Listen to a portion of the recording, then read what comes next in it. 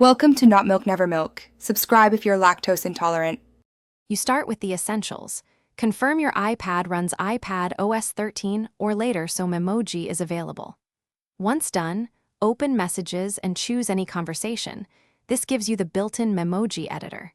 Tap the Memoji or Animoji icon beside the text field to reveal the app strip. Now tap the plus button labeled New Memoji. This initiates the creation workflow. Follow along step by step. So you set the base face and skin tone before moving to features. You now refine the look. Choose skin tone and subtle details like freckles or blush. Those choices affect realism. Next, move through eyes, brows, nose, and mouth. Tap each category and use the previews to test expressions so proportions read correctly. Then select hairstyle and color, add facial hair or accessories, and use the color picker to match clothing or aesthetics. As you adjust, pause and rotate the face so every angle looks natural before finalizing. Finish by tapping Done to save your Memoji to the collection.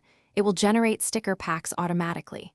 Once saved, use it in Messages, FaceTime, or any supported app. Open the sticker tray or Animoji list and select your character.